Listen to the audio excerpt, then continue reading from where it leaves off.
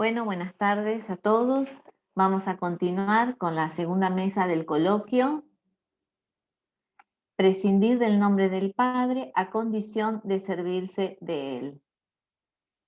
En esta mesa nos acompañan Adriana Herman, de la Escuela Freudiana de la Argentina, psicoanalista, AME, actual directora de la Escuela Freudiana Argentina, inscripta en la Fundación del Campo Lacaniano. Su trabajo se titula Prescindir del nombre del Padre a condición de servirse de Él. Ah, ahí te veo por la ventanita. Bueno, cuando quieras, Bueno, ¿se me escucha bien? podés comenzar. Sí, se te escucha bien. Bárbaro. Bueno, muchas gracias. Es un gusto estar acá, realmente una alegría. Trabajar con amigos en este coloquio de verano. Bueno, es una muy buena forma de empezar el año. Y por eso, bueno, agradezco la invitación especialmente a Lili Donsis, que fue quien me la hizo llegar, y a Andrea Diegues, que me dio las indicaciones necesarias. Bueno, el título que convoca el panel pertenece a una cita de la clase del 13 de abril del 76 del seminario El Sintón. La voy a leer. La hipótesis del inconsciente, como subraya Freud, solo puede sostenerse si se supone el nombre del Padre. Suponer el nombre del Padre ciertamente es Dios. Por eso, si el psicoanálisis prueba, además, que se puede prescindir del nombre del Padre a condición de utilizarlo. Adriana, sí. Adriana, discúlpame, pero están avisando por el chat que se está escuchando bajito. Yo pensé en principio que era yo, pero digo... A ver ahora. Ahí se escucha bárbaro, ¿Ahí mucho mejor? mejor. Estoy con el... Sí. Bueno, empiezo de nuevo, ¿te parece? Si no se escuchó, sigo. Sí, dale, así podemos. Bueno, dale. El título que convoca el panel pertenece a una cita de la clase del 13 de abril del 76 del seminario El Sintón, que leo. La hipótesis inteligente, como subraya Freud, solo puede sostenerse si se supone el nombre del Padre. Suponer el nombre del Padre ciertamente es Dios. Por eso, si el psicoanálisis prospera, prueba además que se puede prescindir del nombre del Padre a condición de utilizarlo. En lo que concierne al porvenir del discurso que practicamos, prescindir del nombre del Padre a condición de utilizarlo o de servirse de él, puede ser una manera de nombrar el modo en que Lacan, con su enseñanza, prolongó la obra freudiana. Digo prolongó y no superó, para poner una distancia respecto de quienes plantean a Freud detenido en una posición religiosa respecto del padre y a Lacan como superando ese impasse. Allí se ubican ciertas corrientes que dentro del psicoanálisis y basándose en los últimos seminarios de Lacan, proponen la caducidad del concepto de inconsciente a partir de una idea de progreso según la cual un término más logrado permite sustituir e incluso desechar uno anterior. En el libro El decir y la voz, Norberto Ferreira advierte acerca del privilegio que analistas que se arrogan la orientación lacaniana otorgan al concepto de parler en detrimento de la dimensión efímera y evanescente que implica la existencia del sujeto del inconsciente. Parten de una idea de evolución por la cual un término más logrado sustituiría a uno anterior, en lugar de considerar que en el mismo desarrollo de un discurso que está íntimamente articulado a la experiencia del análisis, se va arribando a nuevas articulaciones que deberán ser anudadas cada vez. Adriana, sí. Discúlpame, soy yo, Sabrina, la secretaria de enseñanza. Fíjate que el micrófono, corregilo, digamos, desde el cable y no del micrófono porque al presionarlo lo tapas y no se escucha muy, muy bajito. ¿Ahora se escucha mejor? Ahora se escucha muy bien, sí. Cuando lo direccionas, manejalo en realidad del otro comando y no del micrófono porque si no lo cerrás. O sea, tiene menos capacidad de recepción. Bueno, discúlpenme, ¿ahora se escucha mejor? Ahora se escucha mejor. Bueno, bien, entonces estaba diciendo que parten de una idea de evolución por la cual un término más logrado sustituiría a uno anterior en lugar de considerar que en el desarrollo mismo de un discurso que está íntimamente articulado a la experiencia del análisis, se va arribando a nuevas articulaciones que deberán ser anudadas cada vez en el juego de las dimensiones del decir. Podemos situar en Lacan referencias desde las que se podría fundamentar esa idea de superación o de progreso. Por ejemplo, en el escrito Yo es el síntoma, Lacan dice: el hombre vive del ser en la medida en que él tiene su cuerpo y no lo tiene sino a partir de eso. De allí mi expresión parlete, habla ser, que sustituirá al inconsciente de Freud. Inconsciente que se lee así: apártate de ahí para que yo me instale, pues. No se trata entonces de que Lacan no lo haya dicho, sino de una decisión de lectura que, lejos de ser inocente, implica una posición política de la que se deriva otra manera de analizar, con consecuencias importantes. Cuestión que constituye una divisoria de aguas, porque de esa posición depende dónde estamos en el psicoanálisis, dónde estamos en el decir. Es que en el mismo Lacan encontramos la tensión que pivotea entre la crítica a Freud y el hecho de leer en su obra lo que nadie había leído, lo que es de estructura, la lógica en tanto extracción de las articulaciones de lo que Freud ha dicho. En lo que respecta a la experiencia del análisis, de la cita puede deducirse que si el análisis prospera en el sentido de llegar a su fin, ello estaría en relación al hecho de que el analizante, por llegar a situar los significantes de su determinación, pueda separarse de ellos con un decir interpretante que posibilite un cambio pulsional, una modificación en su economía de goce.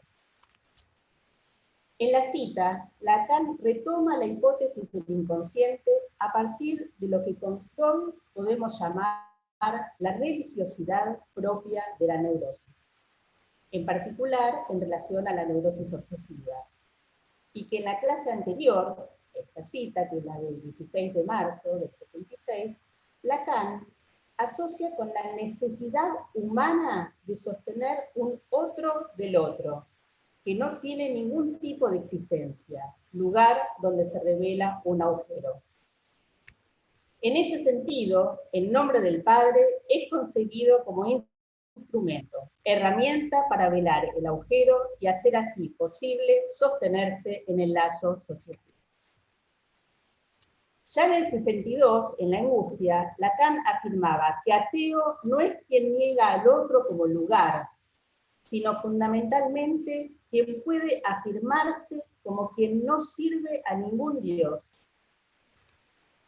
En ese sentido, el ateísmo que promueve el análisis lleva a Lacan a referirse de un otro al otro a la paradoja del acto analítico, que consiste en que al inicio del análisis el analista invite al analizante a dar fe de un otro completo como lugar de saber, aun cuando sabe, por la experiencia de la que él es producto como analista, que ese otro no se sostiene más que del hilo de la suposición que lo funda como sujeto supuesto saber.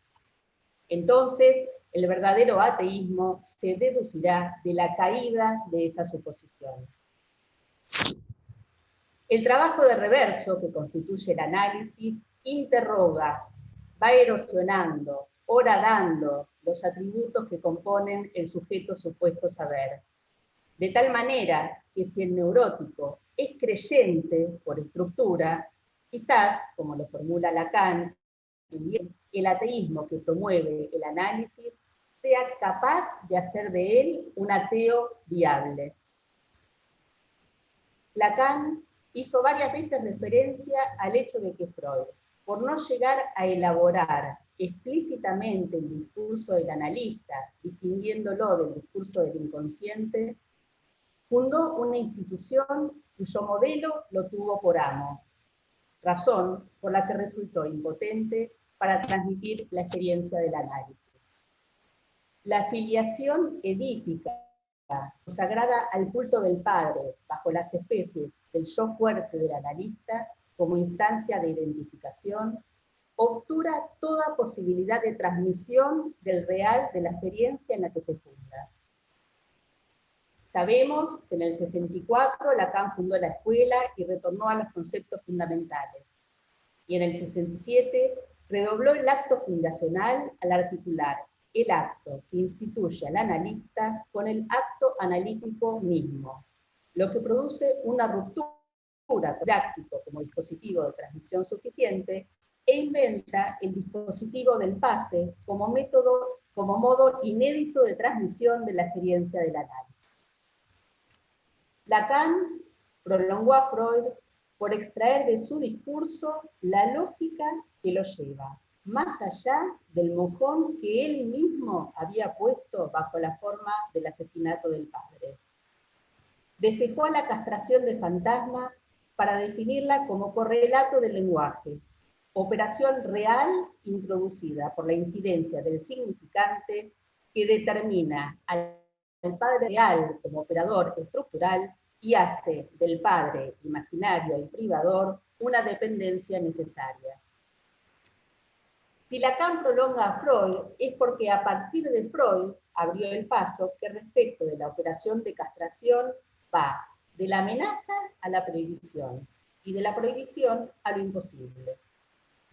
En ese recorrido distinguió la castración del Edipo de modo tal que pudo leer en los textos freudianos un más allá del Edipo en una estructura que no encuentra su tope en la determinación del significante, amo, por gravitar alrededor de lo que llama su invento, el objeto A. Funda así el campo que llamó del goce y del que anhelaba algún día llevar a su nombre, tarea que dejó a cargo de quienes continuamos su discurso.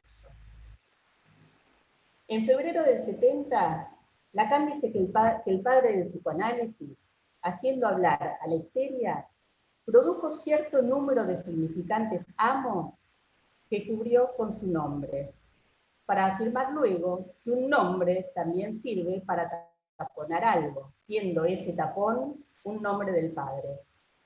No es lo mismo el padre como nombre que el padre que nombra. En ese contexto, afirma que no se es el padre de los significantes, como máximo se es a causa de. Todo lo que en psicoanálisis compete a la sucesión o transmisión solo puede ser considerado en términos de discurso.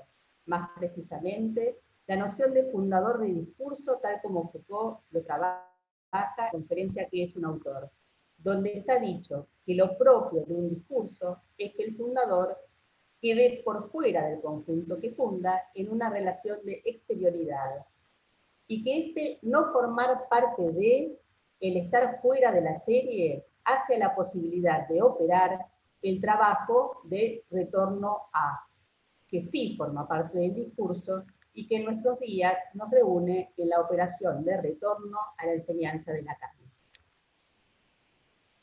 Lacan hace del padre un lugar vacío que permite la función de sustituibilidad, dando lugar a la sucesión de las generaciones, al hecho de que otros puedan servirse del lugar estructural del nombre del padre a la manera de herramienta, del al menos uno que queda fuera de la serie al fundarla y se determina por el efecto de decir que no a la función fálica, enlazando la existencia a un decir, más propiamente a un decir que no. El al menos no que dice no trata más de una función inclusiva que de una excepción lítica, dado que el orden de sucesión, de filiación que procede de la castración, abre la posibilidad de ser uno entre otros, determinada retroactivamente por cómo quien va a ese lugar y transmita la castración, ese lugar asuma y transmita la castración, es decir, su relación con lo femenino, con el otro sexo, con el no todo. En esa línea, en la de las 5 clases que dio en la Universidad de Belgrano, Borges decía que la forma Magister Dixit, el maestro lo ha dicho, no significa que los discípulos deban estar atados al maestro por lo que éste había dicho. Por el contrario, afirma la libertad para seguir pensando el pensamiento del maestro. Seguidamente, invita a los oyentes a leer los libros de los maestros diciendo: entenderán poco, quizás, pero siempre estarán oyendo la voz de alguien. Yo diría que lo más importante de un autor es su entonación. Lo más importante de un libro es la voz del autor, esa voz que llega a nosotros. Gracias. Espero que se haya escuchado.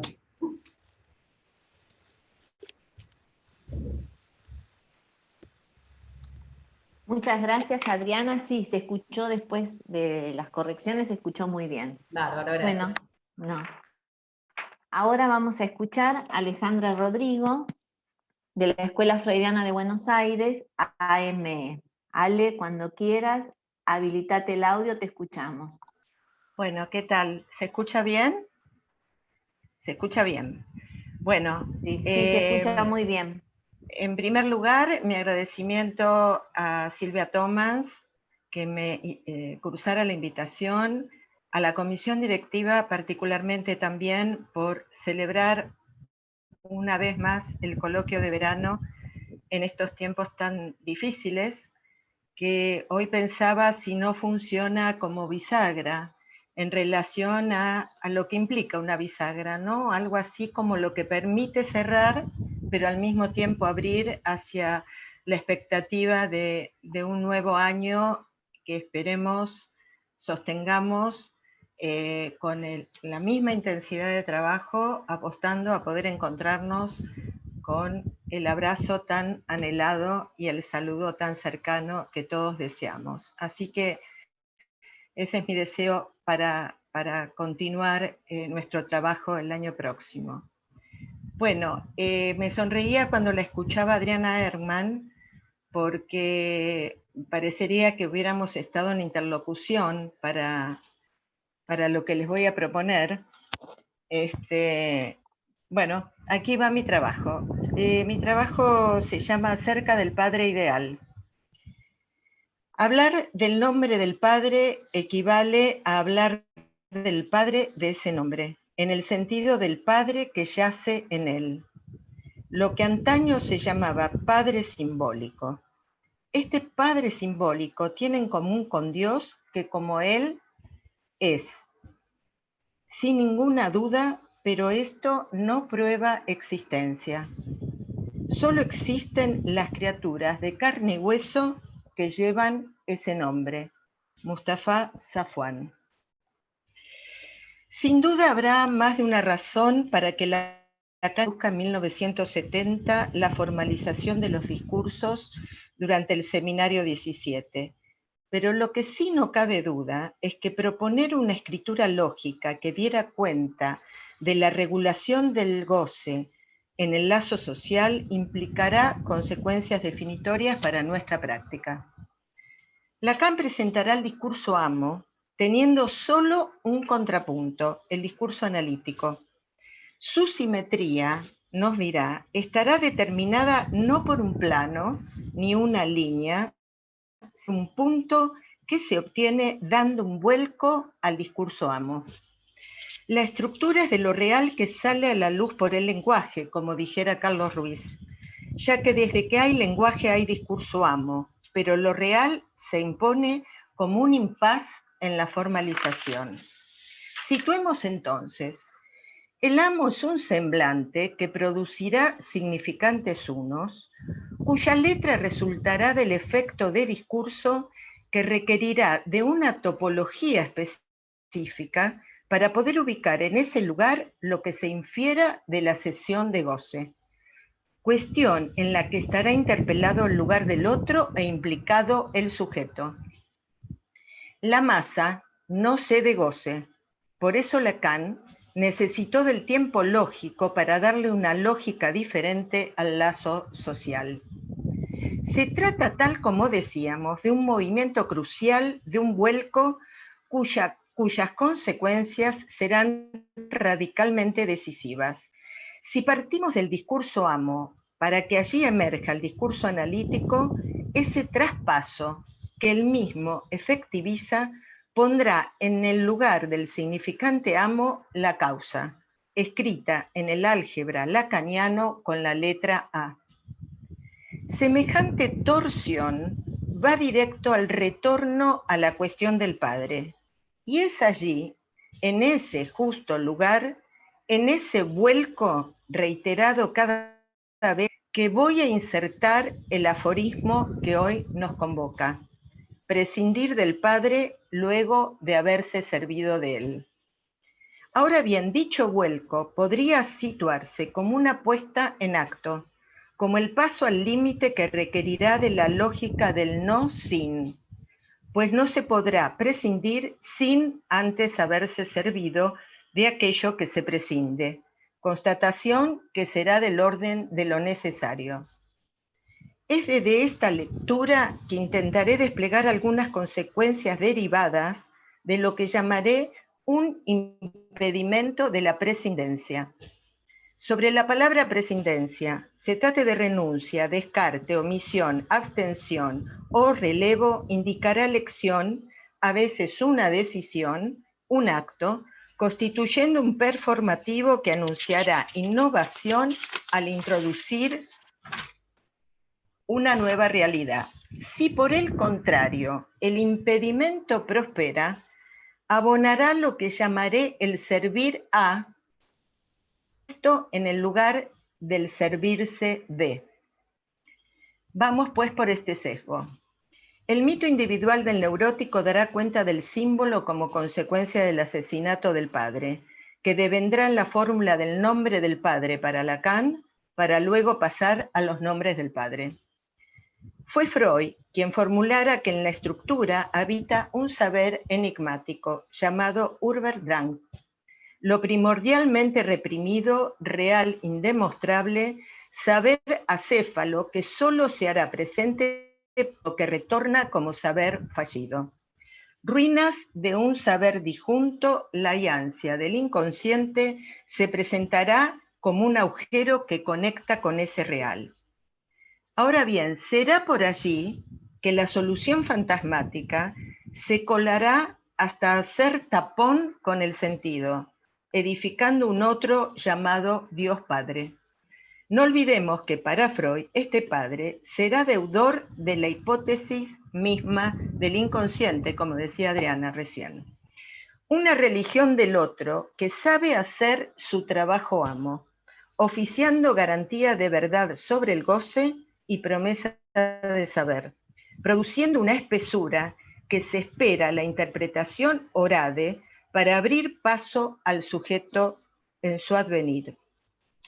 El lugar del Padre, así sostenido por lo amado, se habrá entronado entonces ante la inermidad y el desamparo originario como figura protectora, cuya recurrencia será convocada cada vez cuando lo real acucia. Desmentida del origen, punto mítico cuyo tope lógico como signo de lo imposible ha sido magistralmente desarrollado durante el seminario 17. La estructura sentencia: no hay padre a quien matar, porque no se es padre de los significantes, sino a causa de ellos. En la proposición del 9 de octubre de 1967, Lacan afirmará que no hay sociedad que no se funde en un real que produzca su propio desconocimiento y su negación sistemática, un real que está en juego en la formación del analista.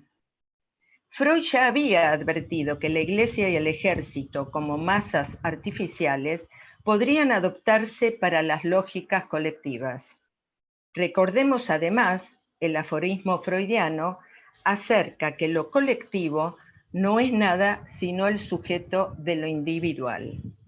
Pero ha sido Lacan quien precipitara una puesta a punto para el psicoanálisis en extensión respecto de la función escuela y su relación con el mundo, al partir de los operadores lógicos que el psicoanálisis en intención deberá preparar según la ética en que se sostiene. instituyendo así el dispositivo del pase para dar cuenta de lo que la experiencia del final del análisis podría producir como instancia innovadora para el avance del discurso analítico. Ahora bien, en este documento fundante planteará 3 facticidades conformes al plano proyectivo para el psicoanálisis en extensión que anudarán el círculo interno de la ansia del psicoanálisis en intención. 3 puntos de fuga que colusionan en la heterotopía, constituyéndose así en el núcleo de nuestra experiencia. 3 registros, entonces 3 facticidades. En lo simbólico, el Edipo freudiano; en lo imaginario, las sociedades de psicoanálisis y su funcionamiento que devienen iglesia y ejército, según lo que impere en la estructura de grupo. Es aquí donde Lacan se detendrá a elogiar lo que fuera trazado por uno de sus alumnos acerca del padre ideal.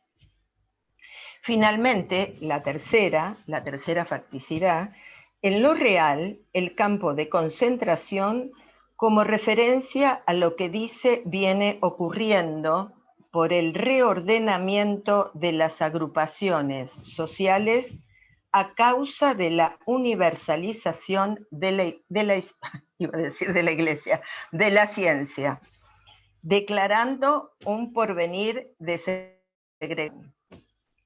Uno de mis mejores alumnos, tal como lo anunciaba Lacan, se trataba de Mustafa Safwan. Vaya mi respetuoso homenaje en estas líneas, breves pero concisas, extraídas de un texto sumamente rico en consideraciones clínicas, la figura del padre ideal. El estatuto y la estructura del padre ideal refuerza la fundación del deseo sobre la ley en su aspecto negativo, de prohibición. La función normativizante del operador padre los pone en concordancia, pero el padre ideal testimoniaría de su fracaso porque sellará el deseo a la ley. Así devendrá el todo de la prohibición, que obligará al deber denunciando el carácter superyoico de su mandato. El padre ideal sostiene una identificación narcisista, condición de promesa para el reencuentro con el objeto. Poseedor del falo, se manifestaría como rival siempre traicionado, porque es en su lugar que el sujeto se sitúa y como obstáculo indispensable necesita reubicarlo nuevamente luego de hacerlo caer para permanecer junto a él. El sujeto entonces se sacrificará para resguardar su falo, aunque paradojalmente éste esté siempre ausente o en otro lado. En esa dialéctica del falo imaginario, se desmiente que el padre ideal está muerto desde siempre. Es más, el padre está ciego y ni siquiera lo sabe. Es el sujeto el que lo sostiene como un fantasma de excepción. Hasta acá, Safwan. Avancemos entonces con lo siguiente. Si fuera posible suponer en la extensión la no colusión de las 3 facticidades anteriormente citadas, y por ende la prevalencia de uno de los registros, el imaginario, ¿no podríamos llegarnos a concebir el retorno del padre ideal en el lazo social de las instituciones como lo que haría del agrupamiento masa, ejército o iglesia? Pues cuando se desmiente la castración del otro, la religiosidad triunfa. El sujeto se retira e impera lo que obliga en definitiva a la renuncia a la palabra, el asedio de las pasiones y la predominancia lucha por las pequeñas diferencias. Por ello, será en el horizonte exterior que se vuelve límite interior, que deberá ser relanzada la puesta cada vez resituando la causa, cuando ésta se encuentre obturada. Si el padre se sostiene, la filiación, devenida fraternidad, confluirá decididamente en la discriminación y la segregación. Pero como decía en la cita al comienzo, padre podría no ser también ningún ser hablante, aunque se encarne de vez en cuando. Para terminar, Lacan, y acá entro en diálogo con Adriana, Lacan decía que la religión es un síntoma y que todo el mundo es religioso, aún los ateos, porque creen en Dios suficientemente para suponer que no está allí cuando enferman. También planteaba que quizás el análisis pueda producir un ateo viable, alguien que no se contradiga todo el tiempo, pero como ya había proferido en el 63, ateo sería quien haya conseguido eliminar el fantasma del Todopoderoso, o sea, que no sirva a ningún Dios. Ahora bien, si se ha ido lo suficientemente lejos para producir el vuelco que transmute, para producir el vuelco que transmute el servir a en servirse de, habrá operado la eficacia de un real irreductible, el de la ansia que conecta con lo imposible, para que quizás pueda en su determinación producir algún viraje por el que cada analista elija posicionarse de un nuevo modo ante las cuestiones cruciales del porvenir del psicoanálisis. Bueno, hasta acá. Muchas gracias, Alejandra. Gracias. Bueno, no, a vos. Hay varios comentarios y preguntas en el chat, pero vamos a dar la palabra a Sergio Staude, AME de la Escuela Freudiana de Buenos Aires. Su trabajo, prescindir del nombre del padre a condición de servirse de él. Hay modos masculinos y femeninos de hacerlo.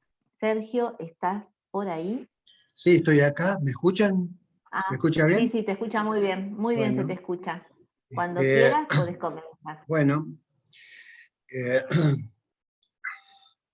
también agradezco la invitación a poder trabajar en un panel como el que me ha tocado participar y un poco agradecer también a la comisión directiva el invite a estas jornadas, ¿no? Que siempre son una renovación al diálogo y a poder pensar algunos temas que nos interesan. Yo había titulado directamente el trabajo con el título de invitación, Prescindir del Padre. Por ahí aclaro, porque ya estaba dicho, aclaré que también me interesaba trabajar la cuestión de si hay diferencias en esa prescindencia de varones y de mujeres. Bueno, leo lo que escribí. ¿Qué implica prescindir de una presencia necesaria para la configuración subjetiva, bien su sostén? ¿Es prescindir de una función o de la presencia de amor-odio respecto de quienes la instauraron? El tema se abre a la alternancia de separación y alienación y a las vicisitudes del odio-enamoramiento. Pero una pregunta retorna. ¿De qué es necesario y cómo prescindir? El cómo, creo, requiere de los recursos de la invención. Es decir, modos de encarar esta presencia del nombre del Padre y responder a esa. Las alternativas de la invención las pienso como que es el tema que nos convoca en estas jornadas. Ahora, la problemática hace el corazón del síntoma o de los síntomas. En la jerga legal, prescindir es desmentir, es decir, no dar lugar a una demanda. Valga la paradoja, es necesario prescindir de quien la habilitó, no sin la ley que la habilitó. Tres textos de Antonio Di Benedetto Sama, los suicidas y el silenciero, me dieron pie para decir algo sobre este tema. El último, el silenciero, conjuga a los otros dos, porque el personaje, que ya está loco, no tolera el sonido de ninguna voz, porque no pudo prescindir, sacarse de encima una voz atronadora que le impedía ser. Las otras dos dicen de las derivas de quienes tampoco pudieron prescindir, por ejemplo, el de un acatamiento pasivo burocrático en Sama, o en el fantasma de la desaparición, del pasaje al acto, como en los suicidas. No extraña que los personajes de las tres novelas varones, para los que el imperativo de ser, tanto como las demoras o impedimentos, llevan a situaciones anonadantes, o dan lugar a la lucha por puro prestigio. El no poder prescindir lleva a la necesidad de matar. Los hermanos de la Horda no podían o no sabían cómo prescindir de otra manera, pero luego del crimen la encontraron. Se sujetaron a una ley que garantiza una prescindencia. Esta suele ser la dramática situación que enreda el recurso obsesivo. Ahora bien, este impedir ser y la exigencia de ser como categoría universal o universalizable puede también enseñorearse en velar, en impedir el despliegue y el valor de una existencia, como modos de desacreditarla, rigidizar atributos, ningunearla, y eso atañe más al drama de la posición femenina. Lacan nos indicó que de esta posición femenina supieron encontrar una forma particular de prescindir. La llamó negación discordancial, a diferencia de la de los varones que pueden enredarse en la forclusiva, como el caso del silenciero. Ellas no le sacan la figura paterna al rol del rey, pero logran de distinta manera que no las gobiernen totalmente, al menos que no gobiernen su particular acceso del goce como una experiencia contingente de un cuerpo. Hay así, pienso, dos modos diferentes de prescindir del padre, varón y otro femenino. El intríngulis entre la vigencia de una ley y la dramática con quienes la inscribieron es lo que anida siempre en los síntomas, en el mejor de los casos. Ellos, síntomas, advierten, llegamos hasta aquí, con este intríngulis. El desafío es precipitar en acto la posibilidad de poder hacer algo con ellos, pero no sin ellos. A eso apunta la función del analista, que es otro síntoma. Los síntomas permiten subir a escena ese lidiar respecto del superyo que está encargado de la vigilancia de una ley, pero que porta y acumula presencia de goce. El superyo también es un síntoma. Quienes escribieron e hicieron efectiva esa ley necesitaron velar la dimensión de amor, deseo y goce vigente. Velan la inevitable escisión subjetiva que los hizo deseantes. Es lo que pone en evidencia lo que corre por debajo de la barra de represión en el discurso A. Si el discurso del analista, como se dijo, es su anverso, es porque permite poner en relieve aquello que fue necesario velar. La lógica de la diferencia sexual advierte que son dos los modos diferentes de prescindencia. Cada posición implica una decisión que marca un límite y configura una especificidad, sin constituir una categoría cerrada, es decir, unívoca. El aserto «la mujer no existe» puede decirse también del varón, solo que éste suele buscar apoyatura subjetiva en una categoría universal como el hombre. Se imagina ser respecto de esa categoría que es solo conceptual y nada dice de su existencia. La matemática de la falla femenina. Implica una lógica que toca lo real, es decir, lo pone en evidencia, pero que no lo explica ni lo abarca totalmente. Permite ir más allá de las adjetivaciones de sentido, pero no sin ellas. La mujer aparece en lo imaginario como el escándalo o la ironía de la razón, como dijo en algún momento Hegel. Pone en evidencia su límite, pero no es la causa de ese límite. Al mismo tiempo, y por lo mismo, forma parte de una rica tradición que las representa como musa o el duende inspirador, aquella que convoca a la creación, porque es hueco y es posibilidad. Si las fórmulas de la sexuación se leen de derecha a izquierda, como la escritura china, lo primero es la falta una vez que establecido el orden simónico numérico. La ironía de la razón viene a constituir algo así como el kilómetro cero. El problema es que si la castración no es determinante en las mujeres, por lo mismo la mujer carece de límite externo y por lo tanto no tiene afuera.